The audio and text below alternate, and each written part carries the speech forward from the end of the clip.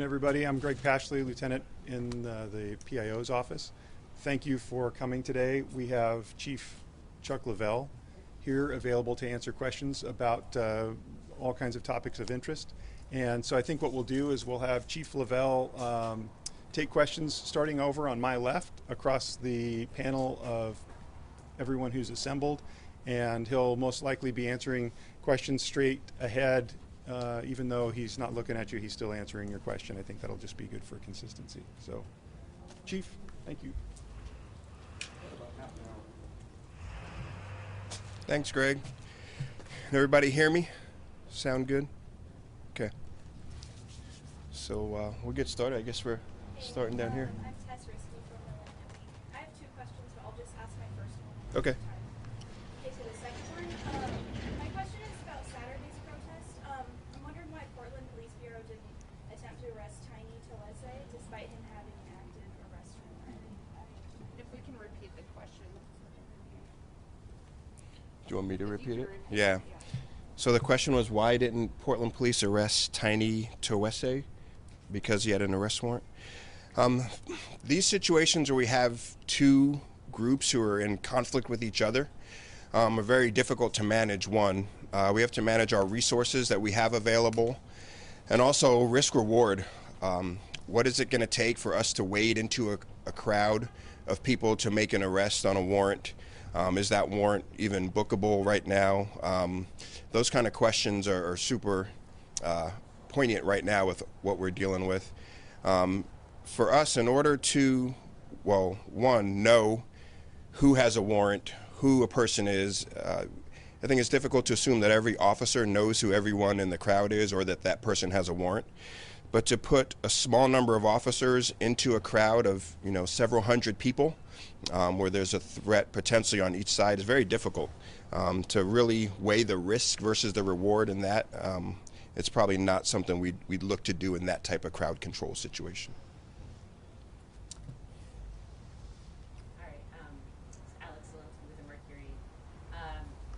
Again, about the Saturday protest. Sure. We're all here, but I'm curious. In the press release that came out Saturday, there was a mention of not intervening for a number of reasons, but one was because people were willfully engaging with one another and expected those to break up pretty easily. I'm curious how you kind of determine local engagement in a volatile situation versus an assault or self-defense, or why not intervene if you're not entirely sure, I guess.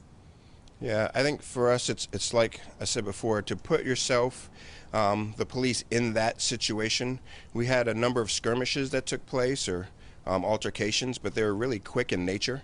In order to get officers, from, say, Central Precinct around to the other side to get into that situation would have taken a lot of time. And I think really the question is a risk-reward question. The interjection of police into that crowd too has its own dynamic also that we were really mindful of. So I think from the vantage point we had a pretty good view of what was going on and the altercations taking place. And the other thing is, if you start to move that crowd into another area out into the blocks, you could have several skirmishes taking place throughout the area that you can now not observe or control as well. Hi there, Chief Lovell. Hey, how you doing? Kavanaugh from the Oregonian. Hey, Shane.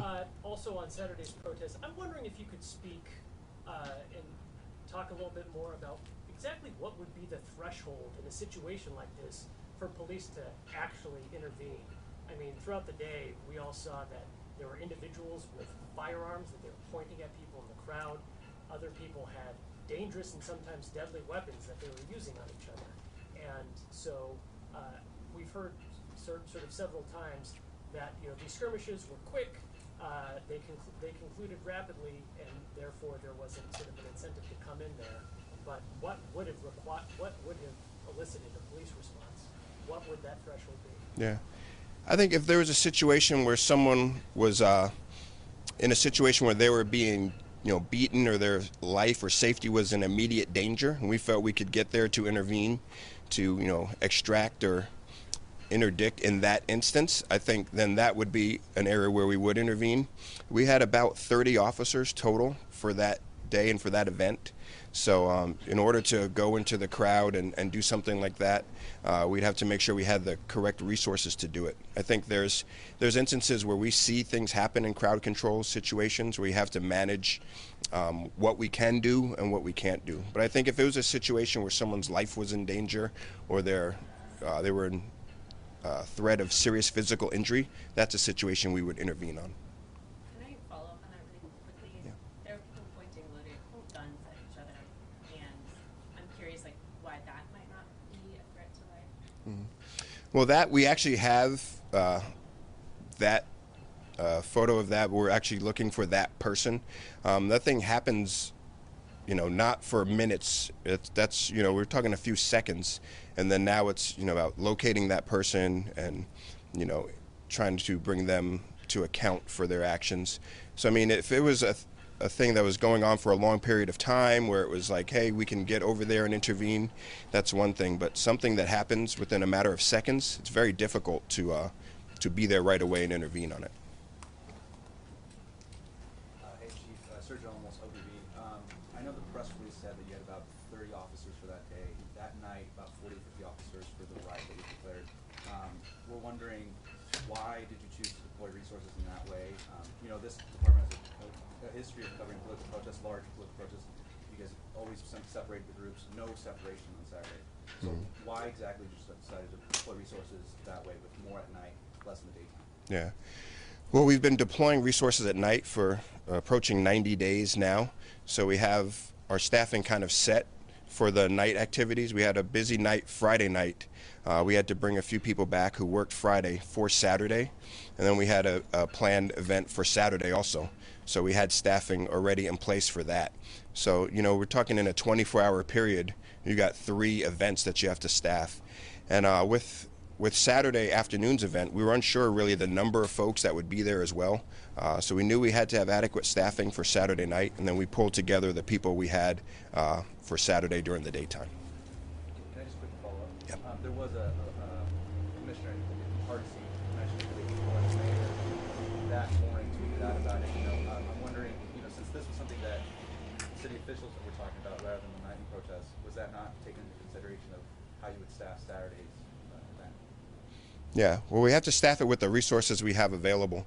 I mean, people can only work so many hours in a 24-hour period as well. So I think we took our staffing for Friday, figured out what we'd have able to be deployed Saturday, and then we still wanted to have our folks who are pre-staffed for Saturday night available. And we ended up having about 30 folks. And our intention was to have, kind of a defensive posture. So we ended up with around 30 for the day. Chief Frank Aswin, K2. Police departments across the country facing similar situations, and they're able to keep groups separate. Portland appears to expect that if 2 willing groups meet downtown, they can just be allowed to duke it out like that, especially when there's loaded weapons. I mean, is that what's expected if they're willing and want to do it? And then if PPB doesn't have the resources, do you guys need help? Well, we do ask for help resource-wise. I know we got some help from Multnomah County Sheriff's Office later in the day on Saturday. They had some folks who were present during the day's event on Saturday as well. OSP has been a good partner for us throughout. But, for us, we try to manage it with the resources we have available. We do have the ability to ask for mutual aid, but a lot of our mutual aid partners are no longer able to come to the city of Portland to help in these situations, so we manage it with the resources we have, and that's a partnership with Multnomah County Sheriff's Office and Oregon State Police. So on that first part, though, are people to just expect that if 2 groups who want to fight meet at the same place, that police will just let them half the time? No, I think there's an expectation that we'll do what we can to keep people safe, but we can't be everywhere and intervene in every situation. We have to make some determinations on what is safe to do, what is prudent to do, and what's not.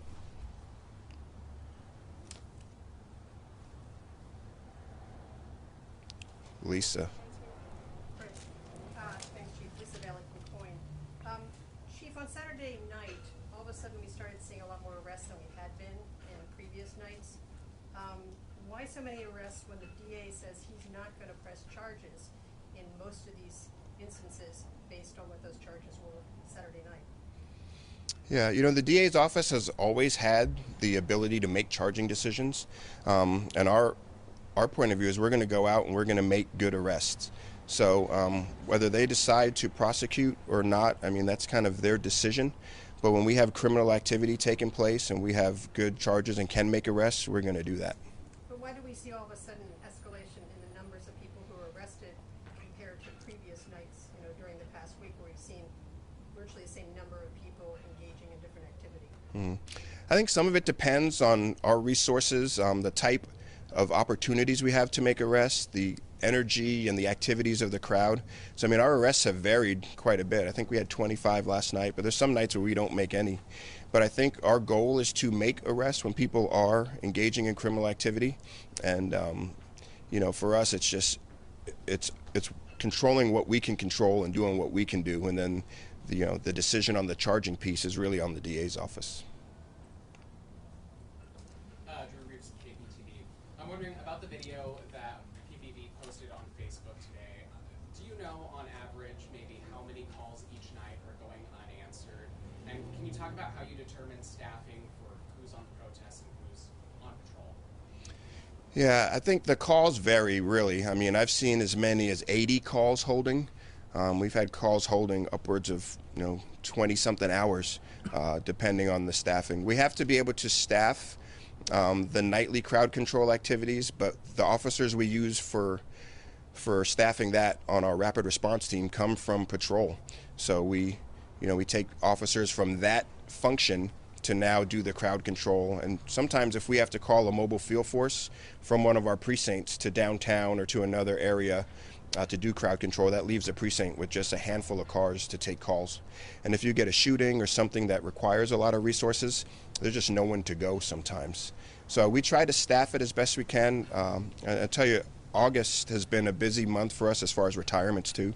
We'll have over 50 people who will have retired in the month of August as well, and those are veteran officers who are out and able to take calls and do investigations. So I mean, we're a lean agency, so we have to staff our resources as best we can. If I can ask a follow-up, with resources stretched thin, the president and others are calling for Portland to call in the National Guard. Do you think we need the National Guard? I think from time to time we need our partner agencies. I think the help of OSP has been huge. Multnomah County Sheriff's Office has been a big help. I think right now we're in a place where I feel like we can handle the crowd control with our partners. But if that decision's made down the road, then that's a decision that gets made above my head. There's a question in the middle. Hey. How challenging is it for you to engage in the work of police reform when you're mired in a nightly protest? It's difficult. I'd much rather spend the majority of my time talking about the future and about how Portland Police can serve the community in a way that's more connected and build trust and do those things. But this is a huge resource drain, both on people, on money, overtime, and things of that nature, and just on focus. I think for us, talking about the path forward is really what I think people who are really looking for police reform and the message of the initial movement was about. And this crowd control issue that we've been dealing with for 3 months now has really taken away from that conversation, but a lot of the resources that we would use to start implementing things that would really benefit the community.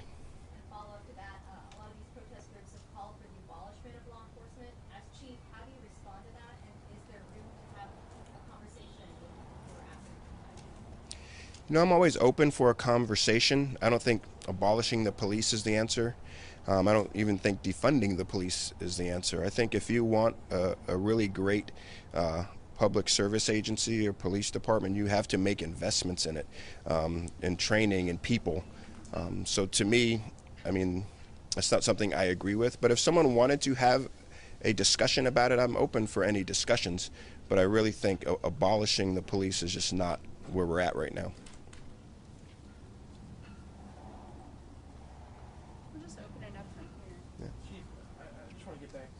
Have there been discussions, though, about how the police will handle future events when people show up with guns and confront people who they want to fight? Yeah, we look at these when they're done and debrief them and talk about them. I mean, the these are difficult, evolving, kind of volatile situations to control. And then when you, interject yourself as the police into this volatile mix, sometimes it has a worse intention or worse outcome than what was happening initially. But there's always conversations, looks at how we can do things, how we can staff things better, how we can message and things of that nature. So I mean, it's an ongoing process. My question is about intervening, though. It's about being there before the groups get there. Do you think police need to be there to separate the groups so that it doesn't come to a level of needing to intervene? You're already there. Potentially, I think it depends on the situation. Depends on the setting, the environment, where these groups are located, how many people show up.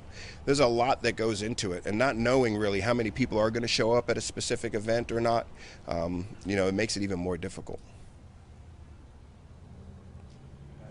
Chief, this Saturday there's another planned rally in downtown, so you're going to be able to repeat this last Saturday. Can we expect anything differently? Like, there's probably going to be a protest at night, probably going to be a protest Saturday night.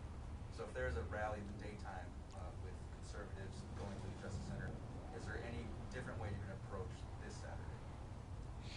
Well, I think this Saturday we'll seek to maybe have some more resources. I don't think we know exactly where any event this Saturday is going to take place. So I think it's really just spending some time on the front end, getting information, trying to figure out what the best approach is to it. We would look at these kind of in a case-by-case instance too. So I'm sure things will be different, but it'll really depend on the information and the resources we have available too.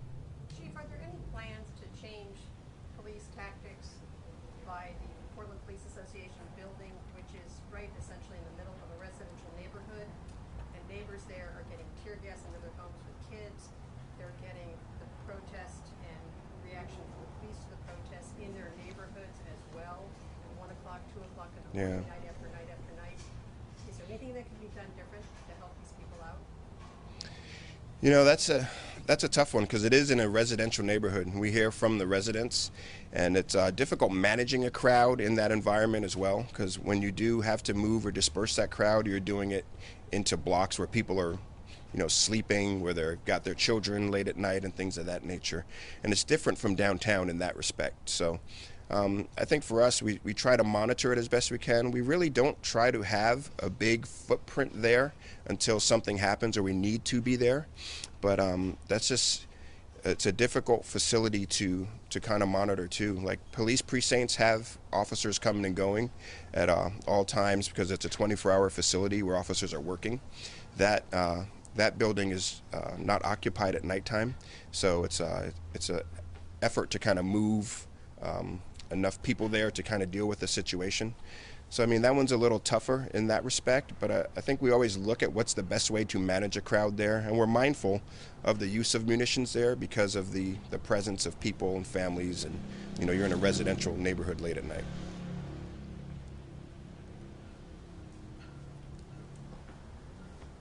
Forgive me if I walked in late. No, you're fine. But talking about resources and being a dream with the nightly resources and the allocation of day crews tonight, one of the biggest things we're hearing from citizens is what happens when crimes happen or they have a domestic violence situation. What is your advice to citizens who have an immediate response need, not something they would call the non-emergency line for, in order to maintain their safety given these circumstances? Well, we take those on a priority basis. So calls where someone's safety is in need get a higher priority and a faster response. But we are still resource driven. So depending on how many officers we have to go, we'll send people to those calls. So I would say still call. We'll send someone when we have someone available. And the other thing I think it's important to note, the officers who are doing the crowd control, who are out downtown and around these buildings late at night, when this dissipates at night at 1, 2 in the morning, they're back out answering calls for service. So the same folks that are getting pelted with rocks and mortars, they're the same ones that brush their uniforms off and go take their welfare check, go see about the domestic violence victim and things of that nature. So I think it's really important to remember that. We have time for one more question, and then I want to make sure the chief.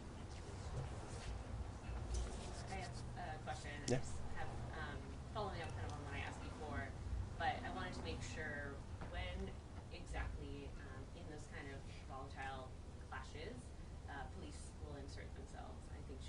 similar question, but you know, you responded that if there's a threat to life, all of those videos I saw over the weekend, I wasn't there, but it looked like there were lots of threats to life. There were people being pummeled on both sides. And so, if that lasted a longer amount of time, is that when you'd intervene, or if would you still want to follow up on the person on the scene that maybe assaulted someone, especially if you're looking down, you can have kind of a perspective on that scene. Yeah, and we do investigate those. I mean, we do the follow-up on it. I think a lot of it is an opportunity. If something happens in front of you and you have the opportunity to intervene, then, that's one thing. When you're a block or two away and something happens and you have to take time to get a group of people to that area, it's a little different. You can't be everywhere at every time to kind of intervene in every situation. And I think that's kind of what we run into in some of these crowd control instances. There are a couple of us from the PIO's office. If there are follow-up or facts that you need that we can provide, that I didn't hear any specific numbers, but we can certainly help you if you need them, if there's any follow-up. But other than that, especially on the short notice, thank you very much for coming.